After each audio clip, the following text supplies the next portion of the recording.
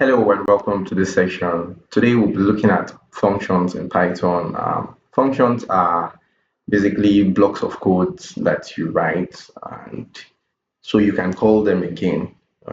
That's one simple way of putting it. A block of code, should be called from our conditional statement, the if statement. We had the if function where we write the keyword if, and if we're saying A, A is greater than B, you know, A is greater than B, for instance, if that's what we're checking, we put the column and then beneath underneath it just indents. It's for us to now input our block of code, right? That's that block of code, that's what we're referring to block of code. However, in this session, we're just going to be talking about functions. So, what functions are? I'm repeating myself, this is kind of like what functions help you do. So, you write a block of code, like instructions you want the computer to execute, and you store it in a function. Yeah, I know I'm using that word. You store it in a function. The reason why you do this is you would could have reasons to call or perform that action again. Now, rather than write it all over, you know, you could just call the function. So you can think about it like in earlier times when you had to write letters. There are certain things that must be in a letter, a formal letter, or even an informal letter, as we're taught in school. Your address. For informal letter, you must put in your address, then the salutation. I'm putting my hands in here because these things have positions where they're supposed to be, so your address, your salutation, and then you start there, Belema, something like that. Those bits, when you had to write, if you had to write 10 letters, maybe to 10 relatives or close pals, as the case may be. Then when we're constrained to just writing on a piece of paper, if you were like me, it was a little bit uncomfortable because you're repeating certain things all over. Thanks, to technology, we can actually type out these things. You would agree with me that it's easier when you're using some word processing applications that for those things that are usually static address, and if you're the one writing that, so you just have your address stored somewhere, perhaps a clipboard, or the term I'm trying to call for here, a template. So when you just bring up that template, it has your address, just in there, and all you now need to do is just put the other bit, which is the body, okay, which is the body. You just go ahead with your letter. So anytime you have to write a letter, you do that. You just bring up a template. Bringing it in terms of programming language here, that's like a function operation. Okay. Now the difference here is now you have to create that template. You have to do it first. You're the initiator of it. Okay. So the first thing to do while writing a function, rule of thumb, is to use the keyword def because that's like an abbreviation. You're defining the function. Okay. So def. Next, after the def, is you write the name of your function. Okay, the name of your function. So we're just going to call this our first function. We're just going to call this our very first function. Okay, our very first function and our very first function. Now the next thing after the name of your function. So we have def, right? Def, the keyword def, the name of our function. What's the next thing to have there? In brackets or parentheses, okay? In brackets. So I just put in bracket here now. I'm still going to hit escape because of IntelliSense. So you just followed me here. So we have in bracket. Now this bracket, I'm going to leave it empty for now. What the bracket does, or parentheses, is that it stores the arguments. Uh, it's interesting why they chose that such terminology, arguments. But that's what it is. Okay. Hopefully you come into the field and you're able to contribute immensely to have these terminologies changed. Okay. So for now, we just stick with the arguments, and we're going to come back to what are these arguments, later on. So In the brackets or the parentheses, when you're defining your function, you would store your arguments. Now it's optional, okay? And then you have the semicolon. So the colon rather. So we have our colon, and then beneath the colon is where we now write our block of code or the instructions that we expect the function to execute. Okay, so what instructions we want to pass. In this case here, I'm just going to go with what we've been writing all this while. We've actually been writing a function, all right? So print. So you just take note of the fact that what we're doing here now is, so I'm still writing, this is our first function, okay? Our first function. So this is our first function. That's just all we're going to have in here. This is our first function. And I can escape this. I can just let it be at this point, okay? I'm going over it again. The first thing in defining a function, you use the keyword def as you have here, def. Next, the name of the function. So there's some rule of thumbs, it shouldn't be separated, no space, so you could use camel case.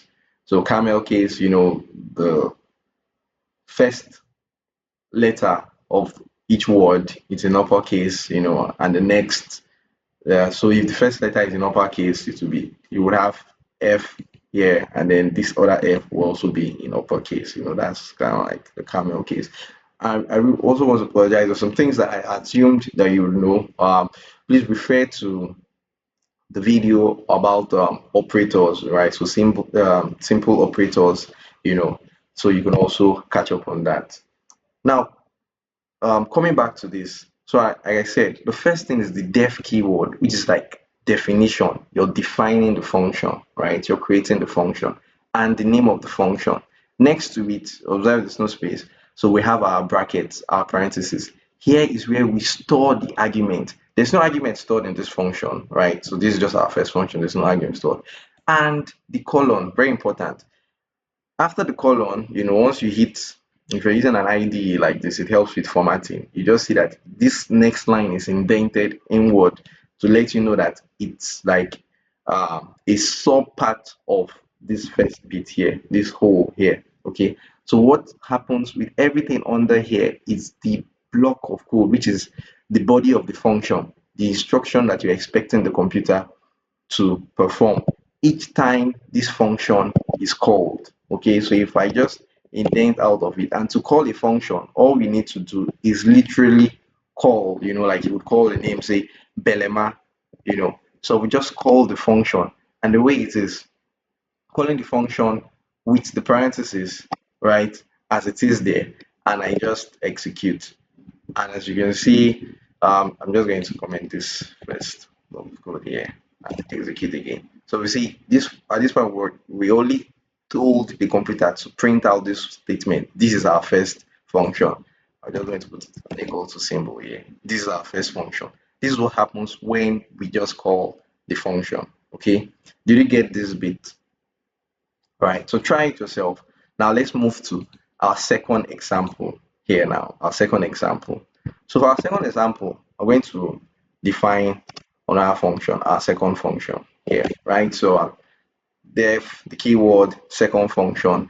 However, in the parentheses, I want to pass arguments. Now, arguments, there are different types of arguments. The arguments basically are variables, okay? They are variables, or let me just back that up again a bit. The arguments are inputs when you're calling the function, okay? They are inputs when you're calling the function. Um, wait, so I have my TV remote here, and if you think about it, when you use your TV remote and you want to increase the volume, what you want to do now is you're activating volume. So you want to increase, you push up, depending on the placement of the button to take the volume up. That is an input. When you're for me, it has this plus symbol to it. So if I'm doing that plus symbol, perhaps I'm saying add or increase. That's an input to calling the function of that addresses volume. Okay, so you could think about it perhaps for recipes, or just think of something that you, oh, that's great. You recall earlier on, we're talking about me going grocery shopping, for my mom, and we looked at different kinds of lists. So there are different kinds of things that my mom would expect me to buy, and perhaps she could say, please go get something so we can drink tea this morning. Tea, assuming T as a function, I will know the things that are expected, right? The input. So once I hear, oh, it is for T function, I'll go get certain beverages, okay? Perhaps honey or sugar for sweetening, or if you just like it neat, you could skip those. So that's what arguments basically entail. They are inputs when you're calling the function. So to have that such input at the point of defining the function, you need to set it up, right? Is that clear? I'm also going to take a moment to just breathe, right? You should do same. Now let's go to another layer. Now there are different kinds of arguments when you're trying to set up your function. There are four major types. Okay, positional arguments, keyword arguments, um, any multiple positional arguments, and then you also have multiple keyword arguments, and then there's also an extra default. So let's start with one positional argument. So for this second function, let's um, let's just call this function. Let's assume this. Let's say this function is for t. So I say t, right? So I'm just going to say t. And for tea, one of the things that we'll expect is let's see. I'm just going to say sugar, right? I expect sugar. Um, okay. So saying milk, I wanted that to be optional. So let's just say sugar. Sugar. Let's just leave it as sugar. Okay. Let's just leave that sugar. Now I want I want to do more things. So I'm just going to say print here um the sugar is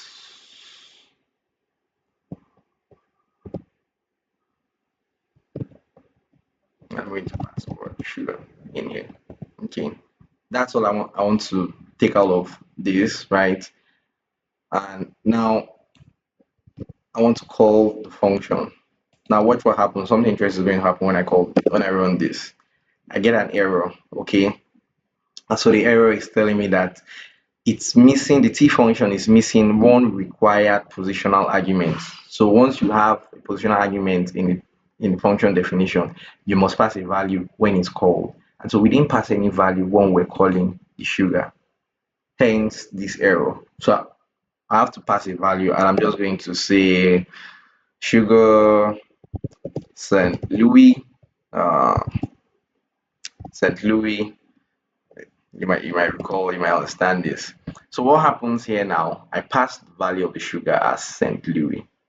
Okay, and now it returns here the sugar is St. Louis. Why is that so? At the point of defining the function, I said T function, sugar as a variable, right, as an argument, a positional argument. Now the instruction was just simply print out this statement. The sugar is, I have a space here, and now whatever value, which is the input, whatever input I made in at the point of calling the function, let it be returned. Okay, so it's just doing this. So it's just now showing it to me like, okay, so sugar is this value. All right. Perhaps let's write another that has to just do perform little arithmetic. Okay, so let's write another for arithmetic, and let's say add something. add function, right? Add function. Now, I'm not going to backspace this. I'm just going to leave this example that IntelliSense has put in here. So there's a difference to this particular function. Here, you're seeing this word return. So what does return entail? Return, you use return when you want the function to actually return, a value to the person calling the function. Now, observe the way I'm using the word to the person calling the function. This is because just because where we say the sugar is sugar, this is our first function as the final output of the function there. It's kind of like just merely printing out, or performing an action. There are some times where this output could be the input for another process. Okay, the output of one process could serve as the input for another process. So in that case, if you want another function or something else that is calling your function to use the output of that your function as an input for another operation, you use the return. That's where this return comes in here. So if we were to call this add function now, add function. So I'm just going to say add function here, and if we don't pass anything, we're going to also get errors. Okay, says add function is missing two required positional arguments. Okay, so we have to pass those arguments there. So we could just say 1 and 1, and we're expecting to get 2 because that's the instruction was for it to perform an addition, simple addition, to add the value of A and the value of B. Okay, is this clear? Take a breather, all right? Take a breather. Now, there's sometimes where let's just go into another type of function, okay, which is keyword function. So, what's a keyword function? A keyword function is basically the fact that for the keyword, you're specifying the argument the argument itself. So, I'm just going to write another function in here, right? Say def, and for this, I'm going to say, I'm going to say,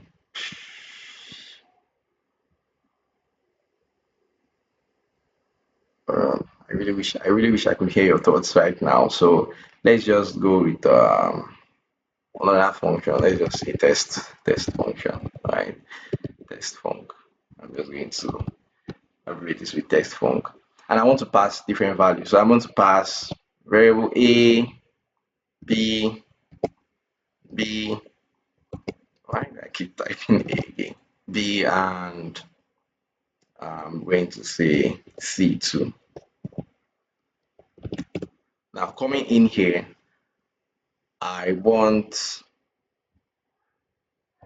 A plus B, right? A plus B, and I want this function to print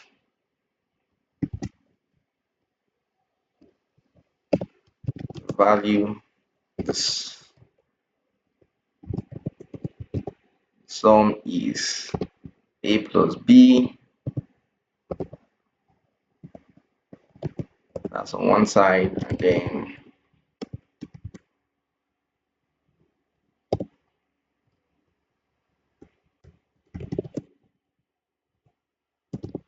C is, okay, so this is what's going to be C. Now let's just comment this out and call. So to call test func, now if I'm just to pass 1, 2, and 3, let's just give this. However, for the third argument, the third input, rather than just pass a value in there, I want to be specific. So I want to say C is equal to, right? That's what makes it. I'm now specific. I'm now being specific. That's the whole thing about keyword argument. I'm being specific to say, hey, this is what C is. So now it returns, the sum is 7, C is 7. So the sum is 7 is because we passed 3 and 4 in here. So you don't just get that confusing. I'm just going to change this to 8. So we see 11. Sum is 11, C is 7. Okay. So positional argument is that when you're calling the function, that's where positional argument comes in. At the point of calling the function is that that particular variable, that input, you just specify, okay, say, oh, C is this. That's what makes it a positional argument.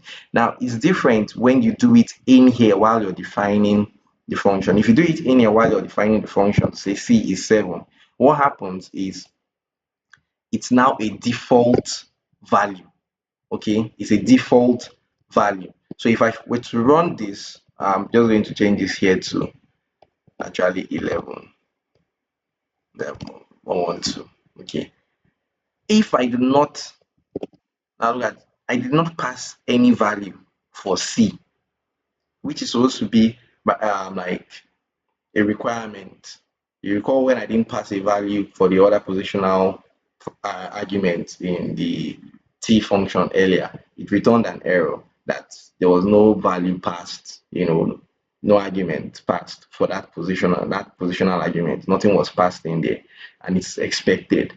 However, if in cases where you just want it to be dynamic, so perhaps you feel when it's being called there's no value in there, let there be a default value. So you do that while you're defining the function. So if I don't pass any value, C is 112, but if I should pass a value in here, so I pass a value in here to say 2 and I run, you see that the value C, it overwrites that default value of 112 to say C is equal to 2. Okay. I hope you got this. As for the two other types of arguments, they are, like I said, the two other types of arguments. The key thing about them is I'm just going to type this args, js, and double asterisk, right? Key or args. So what are these two things? That's your assignment. Okay. I mentioned it at the intro bit of this video, what this other two were. Okay, so look it up, share what your findings are in the comment section, and where you're not clear, I'll be happy to jump in to respond to you. I hope you're able to get something from this. Okay, please watch it again, and where you need clarity, do not hesitate, to drop in your comments or queries, and I'll respond to them as soon as I can. Thanks again for watching. See you in the next model. And I'm really proud you've been keeping up until this time. Bye for now.